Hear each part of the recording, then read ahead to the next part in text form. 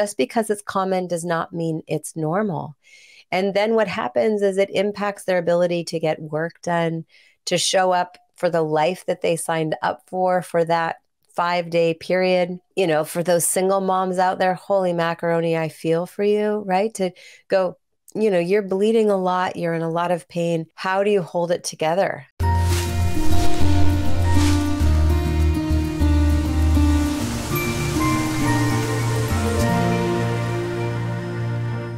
And still take care of the children and do the work that needs to be done. Not to mention if you have trips planned or travel for work or vacations, navigating all the ways in which this heavy bleeding can really get in the way. And then it can impact our relationships. It obviously impacts our sex life, right?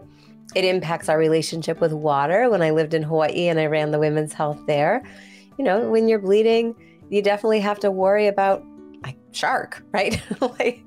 And for the women who use pads or cups, and, you know, it just adds to the nuance and complexity of life.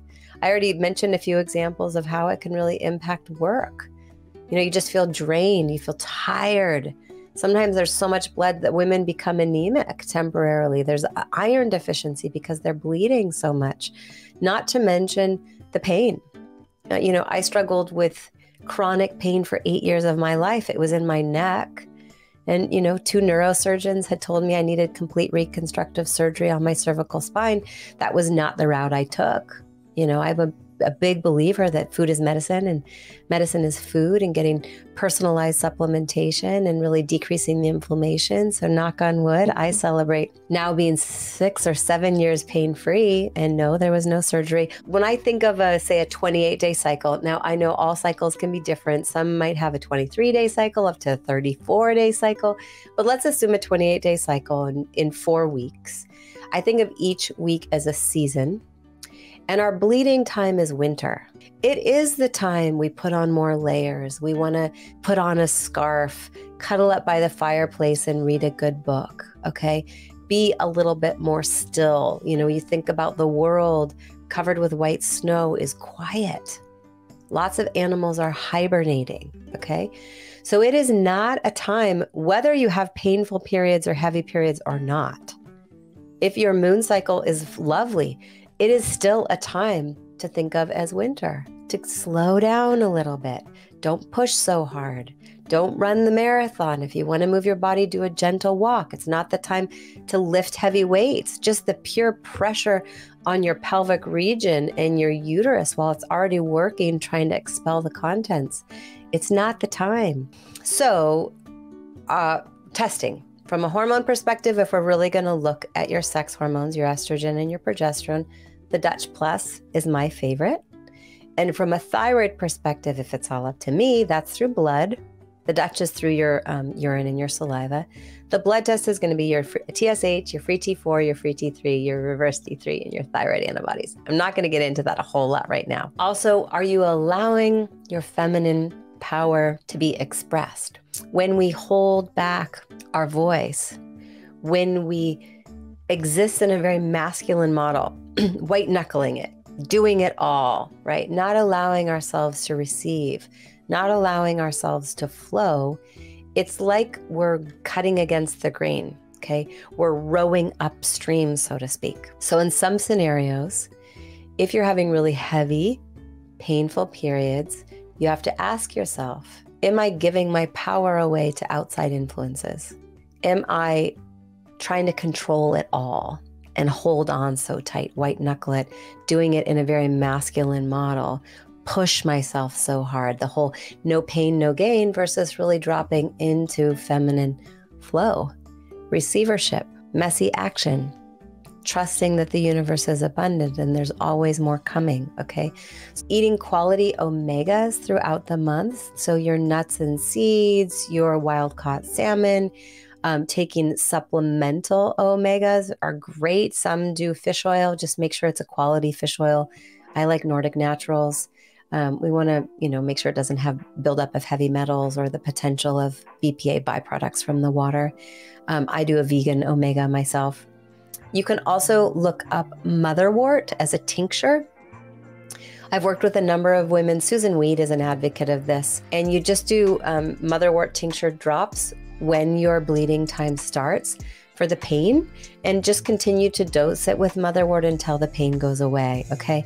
So hopefully you don't necessarily have to go to the ibuprofen or the pain meds, God forbid, right?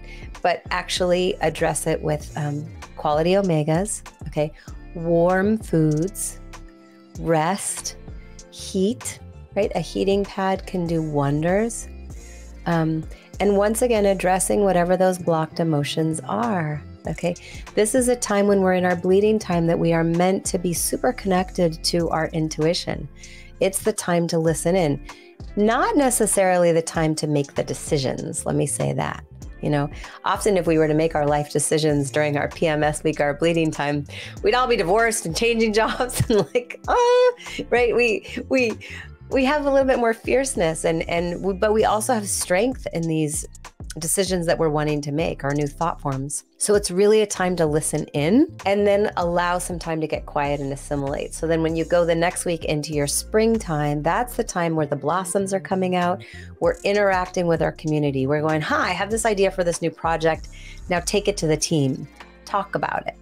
And it really isn't until your ovulatory time or your summertime where that's the time you put it into action and really make the big decisions. Leave the relationship, leave the job, decide to, to make the move, launch the book, whatever it is for you. But the big piece is, if you are struggling with painful periods, how much of your day and your week and your month and your life are you rowing upstream, battling the current, when really we just need to take our oars out? If anybody that listens to Abraham Hicks, just take your oars out of the water. Everything we're looking for is actually downstream.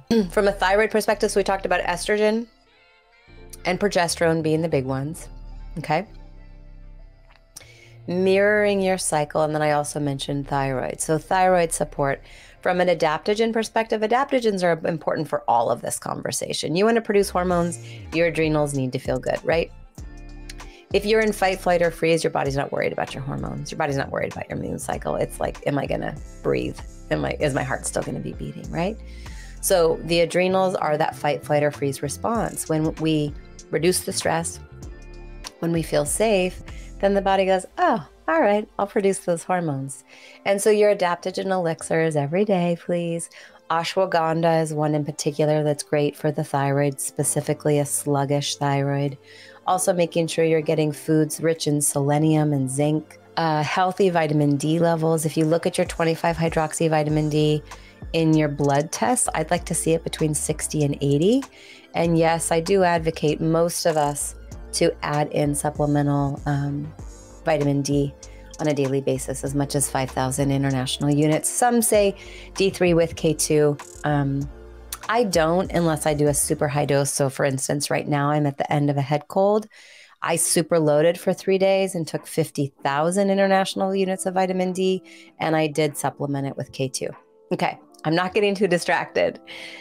Iron-rich foods. So if you are one of those individuals that bleed really heavy, I just want to make sure to point out you do need to nourish. And for all of us, when we're done bleeding and when we're bleeding, nourish our bodies with warm foods, make those soups that slow cook over long periods of time, and make sure we're adding in those iron-rich foods. Your red meat, if you eat it, cooked tomatoes, kidney beans, black beans, seaweed, molasses, cooking with a cast iron skillet, clams, okay, all of your iron-rich foods, prunes, raisins, making sure you're integrating those throughout the day.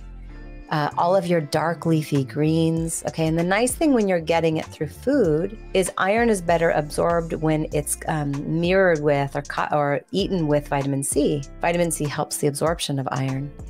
And ironically, calcium blocks the absorption of iron. So if you're taking vitamin sources of iron and calcium at the same time, they're counteracting one another. Whereas your dark leafy greens, how ironic. They're a great source of iron. They're a great source of vitamin C, and they're a great source of calcium. And the body goes, I know what that is. Sweet. I'll take all of it. I'll absorb the calcium, I'll absorb the vitamin C, and I'll absorb the iron all at the same time, not to mention the fiber and all the phytonutrients and minerals and vitamins. Cheers to your journey of feeling spectacular. And for those of you experiencing really painful, heavy periods, I'm sorry. And just know that there are a lot of solutions, and they do not have to be a prescription for the pill or pain meds. Okay, start trying some of the things that I've suggested. I have helped so many women over the decades address their menorrhagia and dysmenorrhea, meaning heavy bleeding and painful periods, with diet, lifestyle, personalized supplementation, the right testing, right? And really turning on your feminine power, feeling the feels, and allowing that flow that women are so good at as I midwife you through your chapters of change. So ta-ta for now. It's been lovely.